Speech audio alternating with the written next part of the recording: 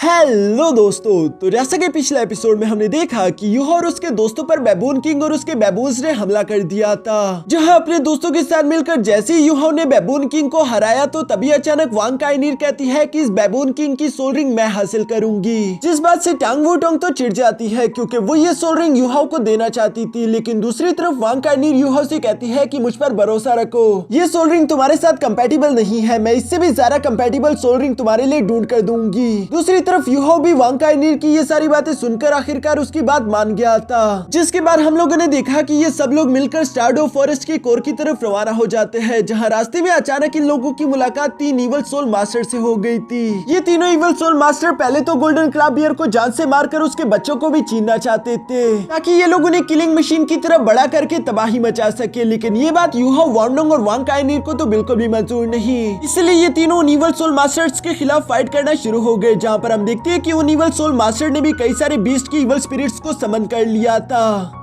अब आगे तो नेक्स्ट एपिसोड की शुरुआत यहाँ बिल्कुल उसी सीन से शुरू होती है, जहाँ वांग काइनीर के स्पेयर को देखकर टांग वूटोंग काफी ज्यादा सरप्राइज थी। वो इस स्पेयर को देखकर पहचान गई थी कि ये तो गोल्डन ड्रैगन स्पेयर है, जिसे गोल्डन ड्रैगन के रिब केज से बनाया गया था। लेकिन आखिर वांग काइनीर के पास एंशिएंट गोल्डन ड्रैगन का इतना पावरफुल वेपन आया कहाँ से? आखिर ये लड़की है कौन? यहाँ टांग वूटोंग तो यही सब सोच रही थी, जबकि दूसरी तरफ वांग काइनीर गुस्से के साथ खड़ी होते हुए अपने सामने मौजूद उन इवल सोल बीस्ट से कहती है, मुझे माफ कर देना, मैं जानती हूँ कि तुम मर चुके हुए सोल बीस्ट हो, लेकिन तुम्हारी सोल्स को अब ये इवल सोल मास्टर्स कंट्रोल कर रहे हैं, जो कि मैं होने नहीं दे सकती, इसलिए मुझे तुम सबको खत्म करना होगा। यहाँ वांग काइनीर ये सब कहते हुए आगे की तरफ बढ़ने वाली थी ताकि वो उन सोल बीस्ट की सोल्स को हमेशा के लिए खत्म कर दे, लेकिन तभी अचानक यूहा उसके सामने आकर खड़ा हो गया, जहाँ उससे अपने नेक्रोमेंसी की पावर एक्टिवेट कर ली थी, और वो वांग काइनीर से कहता है कि ये इवल सोल बीस्ट मुझ पर छोड़ दो, मैं इनकी सोल्स को आजाद कर दूंगा। जो कहते साथ ही यूहा की थर्ड आई ओपन हो गई और वो यहाँ पर अपनी सोल प्यूरिफिकेशन टेक्निक एक्टिवेट कर लेता है, जो टेक्निक चारों तरफ फैलते हुए अपने आसपास मौजूद सारे के सारे इवल सोल्स को प्यूरिफाई कर रही थी। ये देखकर दूसरी तरफ मौजूद इवल सोल मास्टर्स भी सरप्राइज होते हुए कहते हैं कि आखिर तुम हो कौन और तुम इस तरह से सोल्स को प्यूरिफाई कैसे कर सकते हो? क्या तुम भी एक इवल सोल मास्टर हो? लेकिन चूंकि यूहा उसे जवाब नहीं दे रहा था, इसलिए वो इवल सोल मास्टर समझ गया कि अभी के लिए हम लोगों की यहाँ से भागने में ही भलाई है, इसीलिए वो तीनों चारों तरफ यहाँ पॉइजन गैस फैलाकर वहाँ से निकल जाते हैं। ये देखकर वांग काइनीर गुस्सा होते हुए कहती है कि आखिर इतनी जल्दी कहा, मैं तुम लोगों को भागने नहीं दूंगी। और ये कहते साथ ही यहाँ टांग वूटोंग और वांग काइनीर उनके पीछे जाने ही वाली थी, लेकिन यूहा उनके सामने आकर उन्हें रोकते हुए कहता है कि रुक जाओ, ये स्टारडो फॉरेस्ट बहुत ही ज्यादा खतरनाक जगह है, तुम लोग उन्हें फॉलो करते हो, उनके पीछे मत जाओ, ये खतरनाक होगा। यहाँ यूहा की ये बात सुनकर आखिरकार वो दोनों भी शांत हो गई। दूसरी तरफ हम देखते हैं कि बाकी के सारे इवल सोल बीस्ट की सोल्स गायब हो जाती है, सिर्फ मेल गोल्डन क्लब बियर की सोल वहाँ पर रह चुकी थी। तभी अचानक फीमेल गोल्डन क्लब बियर भी वहाँ पर पहुंच गई, जो कि अपने हस्बैंड की मौत से काफी ज्यादा गमज़दा दिखाई दे रही थी। तब तक राम भी वहाँ पर इन दोनों के बच्चों को लेकर पहुंच चुका था, जो कि आखिरी दफा अपने फादर को अलविदा करने के लिए वहाँ पर आ जाते हैं। दूसरी तरफ गोल्डन क्लब बियर भी यहाँ पर आखिरी दफा अपनी फैमिली को अलविदा कहने के बाद वहाँ से गायब हो गया, जिसके बाद हम देखते हैं कि फीमेल गोल्डन क्लब बियर और उसके बच्चे बहुत ही ज्यादा गमज़दा थे, वो तकलीफ से धरना शुरू कर देते हैं। राम और बाकी के सब लोग भी ये इमोशनल सीन देखकर बहुत ही ज्यादा उदास हो जाते हैं, जबकि राम गुस्सा होते हुए कहता है कि वो इवल सोल मास्टर एक नंबर के कमीने थे। यहाँ वांग काइनीर उसे जवाब देते हुए कहती है कि क्या हम लोग कुछ कम है, हम भी तो इन बीस्ट का यही शिकार करते हैं। ये कहने के बाद वांग काइनीर उदास होकर वहाँ से जाने ही वाली थी, तभी अचानक पीछे से मिस काई की आवाज सुनाई देती है, जो कह रही थी कि फिक्र मत करो, जल्दी एक न्यू एरा शुरू होगा, जिस एरा में सारे के सारे सोल मास्टर और सोल बीस्ट मिलजुल कर रहेंगे, और ये काम कोई और नहीं बल्कि यूहा करेगा। यूहा, बताओ इन लोगों को कि मैं बिल्कुल ठीक बोल रही हूँ। जो सुनकर तो राम सरप्राइज होते हुए यूहा से सवाल करके पूछता है कि सच में यूहा, क्या तुम्हारे पास कोई दूसरा रास्ता है? जो सुनकर यूहा हाँ में सर हिलाते वहाँ पर फौरन इन लोगों के सामने क्यूट सी स्नो गर्ल को समन कर चुका, जिसे देखकर तो वांग काइनीर की आंखें खुली की खुली रह गई, क्योंकि वो उसे पहचान जाती है। जबकि दूसरी तरफ राम तो खुश होते हुए कह रहा था कि वाह ये कितनी क्यूट है। दूसरी तरफ यूहा इन सब लोगों को बताता है कि पहले ये एक्सट्रीम नॉर्थ की स्नो गॉडेस थी, पर सोल स्पिरिट टेक्निक की वजह से ये कन्वर्ट होकर स्नो गर्ल बन चुकी है। ये स्पिरिट सोल टेक्निक ही फ्यूचर में हम लोगों के बीच एक शांति ला सकती है, यही शायद हमारी आखिरी उम्मीद होगी। यहाँ यूहा के दोस्तों से सवाल करते हुए पूछते हैं कि आखिर ये काम कैसे करेगा, जिस पर यूहो एक्सप्लेन करते हुए सिंपल तरीके से बताता है। सपोज करो अगर कोई भी बीस्ट किसी सोल मास्टर के साथ कॉन्ट्रैक्ट करने के लिए तैयार हो जाए तो बेशक उसकी फिजिकल बॉडी तो डिस्ट्रॉय हो जाएगी, लेकिन उसकी सोल को कन्वर्ट करके इस तरह की एक स्पिरिट सोल में बदला जा सकता है, जिसकी वजह से वो बीस्ट इसी तरह जिंदा रह पाएगा। वो जब चाहे बॉडी से बाहर आ सकता है। उस सोल बीस्ट की जिंदगी पहले से काफी ज्यादा लंबी हो जाएगी, जबकि साथ ही साथ सोल मास्टर को भी एक सोल रिंग मिल जाएगी, एक तीर से दो निशाने। जो सुनकर राम सवाल करते हुए पूछता है कि क्या ये टेक्निक सारे के सारे सोल बीस्ट पर काम करेगी। तभी अचानक मिस काई आगे की तरफ बढ़ते हुए राम को जवाब देकर बोलती है कि फिलहाल तो इस सवाल का जवाब हमारे पास भी नहीं है, लेकिन जल्दी हमें मालूम हो जाएगा। अगर स्टारडो फॉरेस्ट के अंदर हमें कोई ऐसा सुटेबल सोल बीस्ट मिल गया तो यूहो उसके ऊपर ये टेक्निक आजमा कर देखेगा, फिर हम सब लोगों को हमारे सवालों के जवाब मिल जाएंगे। यूहो भी इसके लिए तैयार था। दूसरी तरफ मिस काई अपनी डिसाइपल से कहती है कि चलो अब हमें यहाँ से चलना चाहिए ताकि हम लोग जल्द से जल्द यूहो के लिए कोई सुटेबल सोल बीस्ट ढूंढ सके। पर जाने से पहले चूंकि गोल्डन क्लब बियर को काफी ज्यादा इंजरीज हो चुकी थी, इसलिए टांग वूटोंग उसके जख्मों पर मरहम लगाती है। साथ ही साथ यूहो उसके बच्चों को कहता है कि अब आगे से तुम अपनी माँ का अच्छे से ध्यान रखना। ये सब दूर से वांग काइनीर भी देख रही थी और उसे बहुत ही ज्यादा अजीब फील हो रहा था, क्योंकि उसे ऐसे बहुत ही कम सोल मास्टर्स देखे हैं जिन्हें सोल बीस्ट की परवाह हो। यहाँ गोल्डन क्लब बियर को अलविदा करने के बाद ये लोग दोबारा से अपने आगे के सफर पर निकल गए, जहाँ स्टारडो फॉरेस्ट के कोर की तरफ बढ़ते बढ़ते अचानक ही मिस काई को सामने की तरफ कुछ और महसूस हुआ, इसलिए ये लोग फौरन ही अपनी जगह पर रुक जाते हैं। दूसरी तरफ हम देखते हैं कि यूहो ने अपने सोल डिटेक्शन टेक्निक से सामने की तरफ देखना शुरू कर दिया और वो अपने दोस्तों को बताता है कि 5 किलोमीटर दूर मैं देख पा रहा हूँ कि 4 सोल बीस्ट आपस में फाइट कर रहे हैं। ये सुनकर मिस काई अपने डिसाइपल्स को लेकर तेजी के साथ उसी तरफ बढ़ने शुरू हो गई। जहाँ पहुंचने पर हमें देखने को मिलता है कि 3 वुल्फ बीस्ट ने एक बेचारे बीस्ट पर हमला करके उसे काफी बुरी तरीके से इंजर्ड कर दिया था। वांग काइनीर तो इन चारों बीस्ट को देखकर बताती है कि 3 10,000 साल पुराने म्यूटेटेड वुल्फ बीस्ट बीच में मौजूद एक 10,000 साल वाले बीस्ट पर हमला कर रहे हैं। साइडों पर मौजूद 3 म्यूटेटेड बीस्ट वुल्फ है जिनके पास डार्क एट्रीब्यूशन होती है, जबकि बीच में मौजूद बीस्ट का नाम है यिन यांग मून बीस्ट। यहाँ यिन यांग मून बीस्ट का नाम सुनकर तो मिस काई काफी जरा हैरान हो चुकी थी, क्योंकि उनके मुताबिक ये बीस्ट तो पूरी तरीके से एक्सटिंक्ट हो चुके हैं। मैंने सिर्फ एंशिएंट बुक्स में ही इनके बारे में पढ़ा था। क्या वांग काइनीर तुम्हें पूरा यकीन है कि ये वही बीस्ट है? यूहो भी यहाँ पर इन लोगों की बातें सुनकर यिन यांग मून बीस्ट की तरफ देखते हुए अपने मन में सोच रहा था कि क्या सच में ये बीस्ट इतना ज्यादा रेयर है। यहाँ यूहो ये सोचते उन बीस्ट की फाइट देख रहा था, जहाँ पर हम देखते हैं कि यिन यांग मून की हालत वाकई में काफी जरा खराब हो चुकी थी। दूसरी तरफ वो म्यूटेटेड वुल्फ अपने डार्क एट्रीब्यूशन चेंज टेक्निक का इस्तेमाल करते हुए यहाँ यिन यांग मून बीस्ट पर हमला कर चुके थे, जिससे हिट होकर वो पीछे की तरफ आ गया। लेकिन तभी अचानक हम देखते हैं कि यिन यांग मून बीस्ट ने भी same dark attribution change technique का इस्तेमाल करते हुए उन तीनों म्यूटेटेड वुल्फ को एक साथ ही बांध दिया,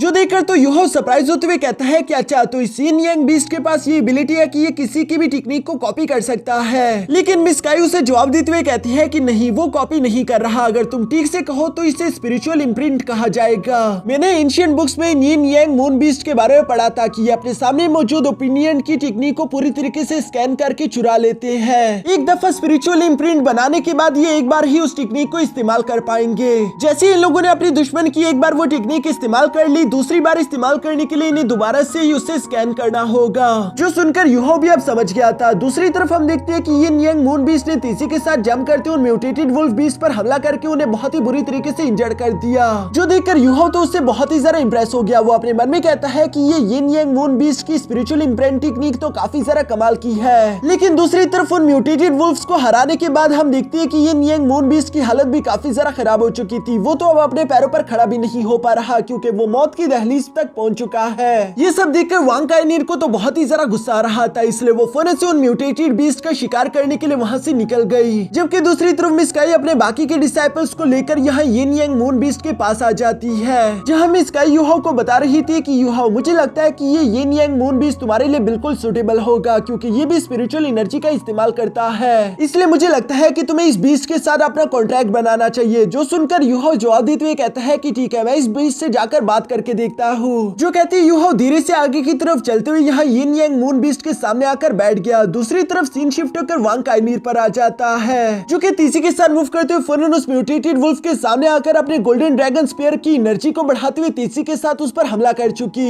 लेकिन इस स्पीयर अटैक को डॉज करने के लिए दूसरी तरफ म्यूटेटेड वुल्फ अपनी टेलीपोर्टेशन टेक्निक का इस्तेमाल करता है, जो देखकर तो वांग काइनीर भी हैरान हो गई, क्योंकि उसे मालूम नहीं था कि ये म्यूटेटेड वुल्फ टेलीपोर्ट कर सकता था। पर इसके बावजूद भी वांग काइनीर रुकने वाली नहीं थी, बल्कि वो एक बार फिर से अपने गोल्डन स्पीयर को तेजी के साथ किक करते हुए यहाँ म्यूटेटेड म्यूटेटेड वुल्फ की तरफ थ्रो कर देती है, जिस अटैक को इस बार म्यूटेटेड वुल्फ बीस्ट ने अपने हाथों से ब्लॉक करते हुए पीछे की तरफ डिफ्लेक्ट कर दिया। साथ ही साथ वो वहां पर अपनी 2 कॉपीज क्रिएट कर लेता है, जो कि तेजी के साथ आगे की तरफ बढ़ते हुए वांग काइनीर पर अटैक करने शुरू हो गए और खुद म्यूटेटेड वुल्फ बीस्ट वहां से भागना चाहता था। वांग काइनीर को यह सब देखकर बहुत ही ज्यादा गुस्सा आता है। वो अपने गोल्डन ड्रैगन स्पीयर का इस्तेमाल करते हुए तेजी के साथ पहले उन क्लोन्स को डिस्ट्रॉय कर चुकी। इसके बाद वो दूसरी तरफ मौजूद म्यूटेटेड वुल्फ बीस्ट को भी अपने चेन्स का इस्तेमाल करते हुए वहीं पर बांध देती है। म्यूटेटेड वुल्फ बीस्ट को तो कुछ भी समझ नहीं आ रहा था, जबकि दूसरी तरफ वांग काइनीर पहली दफा अपने थर्ड मार्शल सोल टेक्निक का इस्तेमाल करती है, जिसे गोल्डन ड्रैगन हेड टेक्निक बोलते हैं। ये टेक्निक बहुत ही ज्यादा पावरफुल थी, जहां पर एक गोल्डन ड्रैगन हेड तेजी के साथ आगे की तरफ बढ़ते हुए उस म्यूटेटेड वुल्फ को निकल गया, जिसकी वजह से उसकी तो वहीं पर मौत हो जाती है। दूसरी तरफ मिस काई ने भी ये खतरनाक एनर्जी महसूस कर ली थी और वो जानती थी कि ये अटैक किसी और ने नहीं बल्कि वांग काइनीर ने किया होगा। जबकि यहाँ म्यूटेटेड वुल्फ बीस्ट को मारने के बाद हम देखते हैं कि उसकी बॉडी के अंदर से एक सोल बोन निकलकर बाहर आ जाता है। पीछे की तरफ हम देखते हैं कि यूहाओ यहाँ पर यिन यांग मून बीस्ट के साथ बैठा हुआ उसे समझाते हुए कह रहा था कि मैं देख पा रहा हूँ कि तुम मर रहे हो, इसलिए क्यों ना तुम मेरे साथ मास्टर सर्वेंट कॉन्ट्रैक्ट साइन कर लो, जिसके बाद तुम जिंदा रह सकते हो। टांग वूटोंग उसे एक्सप्लेन करते हुए बताती है कि बेशक तुम्हारी बॉडी तो खत्म हो जाएगी, लेकिन तुम्हारी सोल एक दूसरे फॉर्म में हमेशा जिंदा रहेगी। बस बदले में तुम्हें यूहाओ का साथ देना होगा और तुम जो चाहे वो कर सकते हो, बिल्कुल इस स्नो गर्ल की तरह। यहाँ स्नो गर्ल को देखकर यिन यांग मून बीस्ट तो इसके लिए पूरी तरीके से तैयार हो गया, इसलिए वो यूहाओ को हाँ बोल देता है, जो सुनकर तो यूहाओ भी खुश हो गया। वो खड़े होते हुए यहाँ यिन यांग मून बीस्ट को बताता है कि ठीक है, चूंकि तुम एग्री हो, उसके बाद ही हम लोग स्पिरिट सोल फॉर्मेशन टेक्निक को शुरू कर सकते हैं, क्योंकि इस टेक्निक के लिए सोल बीस्ट और इंसान दोनों के एग्री होना जरूरी है। जो कहती यूहाओ ने गॉड इलेक्ट्रोलक्स से सीखी हुई स्पिरिट सोल फॉर्मेशन टेक्निक को इस्तेमाल करना शुरू कर दिया। यहाँ इस टेक्निक को एक्टिवेट करते साथ ही यिन यांग मून बीस्ट के आसपास एक गोल्डन एनर्जी चमकने शुरू हो गई, जो कि उस बीस्ट को हवा में लेविटेट करा देती है। बाकी के सब लोग भी यहाँ यूहाओ को ये सब करता हुआ देख रहे थे। दूसरी तरफ हम देखते हैं कि यूहाओ के सामने भी गॉड इलेक्ट्रोलक्स का त्रिशूल आ जाता है, जिसे लेकर यूहाओ ने काफी कूल तरीके से उसे एक सोर्ड में ट्रांसफॉर्म कर दिया, बिल्कुल वैसे ही जैसे पिछली बार गॉड इलेक्ट्रोलक्स ने स्नो गर्ल के केस में किया था। यहाँ गॉड इलेक्ट्रोलक्स को याद करके यूहाओ बिल्कुल वैसे ही सेम एन्चेंटमेंट करना शुरू कर देता है, जिसकी वजह से हम देखते हैं कि एक गोल्डन एनर्जी तेजी के साथ यहाँ यिन यांग मून बीस्ट पर आकर गिर रही थी। लेकिन इस एनर्जी को देखकर वो घबरा गया और वो तेजी के साथ हिलना डुलना शुरू कर देता है, जो देखकर यूहाओ से रुकने के लिए बोल रहा था। यूहाओ यहाँ यिन यांग मून बीस्ट से कहता है कि मुझ पर भरोसा रखो, तुम्हें कुछ नहीं होगा, शांत हो जाओ। लेकिन दूसरी तरफ यिन यांग मून बीस्ट तो अपनी बॉडी के अंदर से निकलने वाली सोल और साथ ही साथ अपनी बॉडी को गायब होता हुआ देखकर पैनिक कर गया, इसलिए वो तेजी के साथ हिलना जुलना शुरू कर देता है, जो देखकर तो टांग वूटोंग, वांग काइनीर और बाकी के सब लोग भी काफी ज्यादा परेशान हो गए थे। इवन कि यूहाओ के बनाए हुए स्पिरिट सोल फॉर्मेशन में भी क्रैक्स आना शुरू हो गए, क्योंकि अब यहाँ पर मौजूद यिन यांग मून बीस्ट यूहाओ पर भरोसा नहीं कर रहा था और चूंकि इस बीस्ट की अब मर्जी नहीं रही तो इसलिए ये कॉन्ट्रैक्ट नहीं बन पाएगा, जिसकी वजह से यूहाओ की फॉर्मेशन पूरी तरीके से डिस्ट्रॉय हो जाती है। यूहाओ यहाँ यिन यांग मून बीस्ट की सोल निकालने में नाकामयाब हो गया था और वो तेजी के साथ इफेक्टेड होते हुए पीछे आ गिरा, जबकि यिन यांग मून बीस्ट की भी इस इफेक्ट के कारण वहीं पर मौत हो गई, जिसकी वजह से उसकी बॉडी से 10,000 साल पुरानी सोल रिंग निकलकर बाहर आ जाती है। दूसरी तरफ टांग वूटोंग तो ये सब देखकर परेशान होते हुए फिर से यूहाओ के पास आकर उसे सवाल करते हुए पूछती है कि यूहाओ क्या तुम ठीक हो, जिस पर यूहाओ उदास होते हुए जवाब देकर बोलता है कि हाँ मैं तो ठीक हूँ, लेकिन अफसोस की बात कि मैं इस बीस्ट को बचा नहीं पाया। वांग काइनीर को भी ये जानकर काफी बुरा फील होता है। दूसरी तरफ मिस काई आगे की तरफ बढ़ते हुए कहती है कि बुरा फील करने वाली कोई बात नहीं, तुम्हारे मास्टर बहुत ही ज्यादा महान थे, तुम एक ही रात में अपने मास्टर की बराबरी नहीं कर सकते। इस सोल बीस्ट टेक्निक को पूरी तरीके से सीखने में तुम्हें बहुत समय लगेगा और वैसे भी ये पूरी तरीके से तुम्हारी गलती नहीं बल्कि इस यिन यांग मून बीस्ट की गलती है, क्योंकि इसने तुम पर भरोसा नहीं किया। अभी बुरा फील करना बंद करो, बल्कि इस सोल रिंग को एब्सॉर्ब कर लो, क्योंकि ये सोल रिंग तुम्हारे लिए काफी ज्यादा कंपैटिबल है। यूहाओ यहाँ मिस काई की बात मानकर बिल्कुल ऐसा ही करता है। दूसरी तरफ हम देखते हैं कि वांग काइनीर भी उस म्यूटेटेड वुल्फ बीस्ट का सोल बोन लेकर मिस काई के पास आ चुकी थी, जहाँ मिस काई वांग काइनीर से कहती है कि ये सोल बोन तुमने हासिल किया इसलिए ये तुम्हारा हुआ। इसके बाद हमें यहाँ कुछ घंटों बाद का सीन दिखाया जाता है, जहाँ पर हम देखते हैं कि यूहाओ ने आखिरकार सक्सेसफुली वो सोल रिंग एब्सॉर्ब कर ली थी, जिसकी वजह से यूहाओ को एक न्यू टेक्निक सोल इम्प्रिंट मिल जाती है। साथ ही साथ हम देखते हैं कि टांग वूटोंग भी फौरन से यूहाओ के पास आ गई, जहाँ यूहाओ खुश होते हुए टांग वूटोंग को बताता है कि मैंने अपने फर्स्ट मार्शल सोल के लिए 5th सोल रिंग भी एब्सॉर्ब कर ली, अब मैं एक सोल किंग लेवल का वॉरियर बन चुका हूँ। मिस काई भी ये सुनकर यूहाओ को जवाब देते हुए कहती है कि अफसोस की बात कि तुम्हारा कॉन्ट्रैक्ट पूरा नहीं हो पाया, लेकिन अच्छी बात यह है कि ये सोल रिंग तुम्हारे काफी ज्यादा कंपैटिबल थी और चूंकि तुम तीनों को ही अपनी अपनी सोल रिंग मिल चुकी है तो हमारा काम यहाँ पर पूरा हुआ और तुम लोगों ने काफी अच्छा काम किया। अब हमें वापस घर जाना जाना चाहिए। इसके बाद नेक्स्ट सीन में हम देखते हैं जहाँ ये सब लोग वापस से शेक एकेडमी आ चुके थे। रास्ते में राम तो काफी जरा खुश दिखाई दे रहा था क्योंकि इन सब लोगों को ही सुटेबल सोल रिंग्स मिल चुके हैं। साथ ही साथ राम यहाँ पर युहाओ का शुक्रिया अदा कर रहा था क्योंकि आज के दिन ये लोग बाल बाल उन इवल सोल मास्टर से बचे।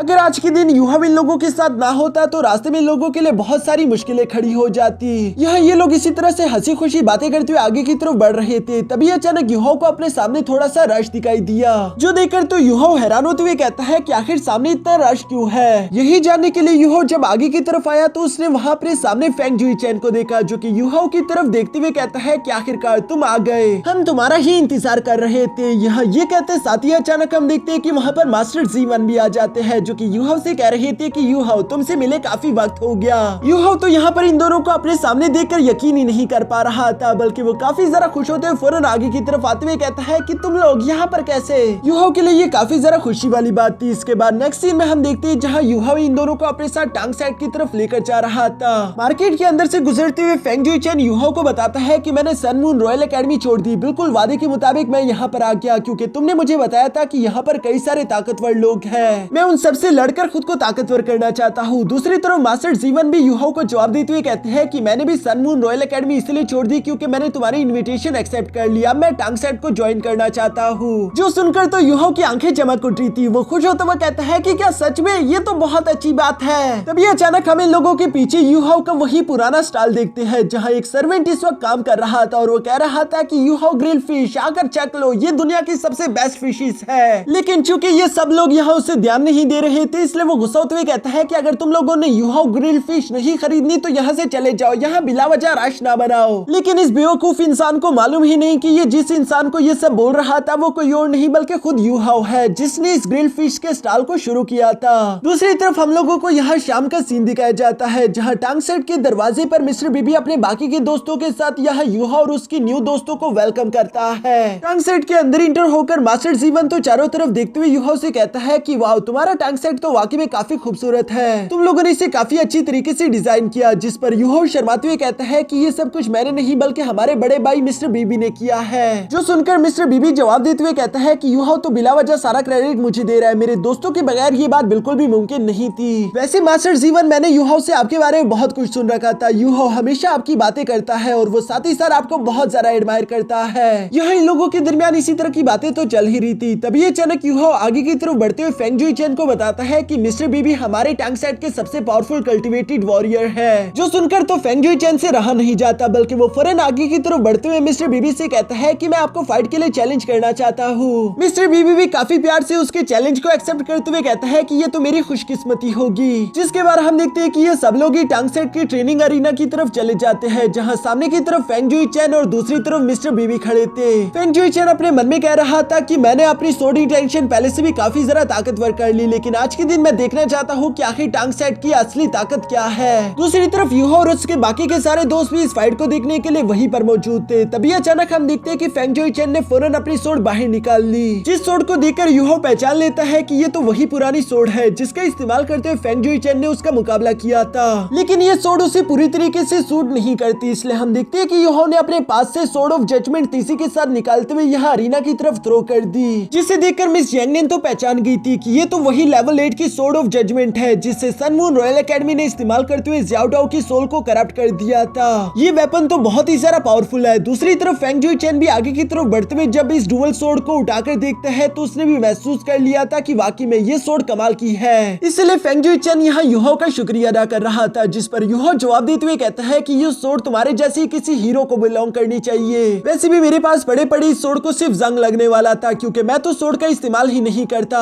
जिस पर आखिरकार फेंग जुई चैन ने वो सोड अपने पास रख ली थी और हम देखते हैं कि अरीना में मौजूद मिस्टर बीबी और फेंग जुई चैन दोनों ही अपनी पावर्स अनलीश करना शुरू हो गए। मिस्टर बीबी तो अपने ड्रैगन क्ला का इस्तेमाल करते हुए तीसरी के साथ आगे की तरफ बढ़ते हुए फेंग जुई चैन पर हमला करना शुरू कर देता है, जहां पर फेंग जुई चैन भी अपनी सोड ऑफ जजमेंट का इस्तेमाल करते हुए यहाँ पर मिस्टर बीबी का बराबरी से मुकाबला कर रहा था, जहां पर हमें इन दोनों के दरमियान एक बहुत ही सारा फास्ट और अच्छी फाइट देखने को मिलती है। मिस यांगनेन युहाओ से कह रही थी कि पिछली दफा रोलोंग इस सोड ऑफ जजमेंट का इस्तेमाल कर रहा था, लेकिन इसके बावजूद भी वो मिस्टर बीबी के सामने टिक नहीं पाया। क्या तुम्हें सच में लगता है कि फेंग जुई चैन हमारे ब्रदर मिस्टर बीबी के सामने टिक सकता है? तब तक दूसरी तरफ अरीना में हम देखते हैं कि मिस्टर बीबी ने अपने second martial soul thunder dragon का भी इस्तेमाल करते हुए तीसरी के साथ फेंग जुई चैन पर एक पावरफुल थंडर अटैक चल दिया था, जिसका इफेक्ट वाकई में काफी ज्यादा दमदार था। लेकिन दुआ हटने के बाद हम देखते हैं कि फेंग जुई चैन तो अभी भी बिल्कुल जिंदा सलामत है, जो देखकर यूहो मुस्कुराते हुए कहता है कि तुम लोग फेंग जुई चैन को इतनी जल्दी अंडर एस्टिमेट मत करो, मैंने उसके साथ फाइट करी और मैं जानता हूँ कि वो कितना ज्यादा काबिल है। यह यूहो की ये बात बिल्कुल सच थी, क्योंकि दूसरी तरफ फेंग जुई चैन ने खुद पर और भी ज्यादा मेहनत करी थी। हम देखते हैं कि धीरे धीरे फेंग जुई चैन के बाल सफेद होना शुरू हो गए, साथ ही साथ वो अपनी सोर्ड ऑफ जजमेंट को 3 छोटे छोटे सोर्ड्स में डिवाइड कर देता है, जो कि छोटे होने की वजह से काफी फास्टली मूव करेंगे। यूहो भी ये देखकर थोड़ा सा सरप्राइज हो गया था। अब आगे फाइट तो और ज्यादा कमाल की होगी, लेकिन इसी के साथ हमारा ये एपिसोड यहीं पर खत्म हो जाता है।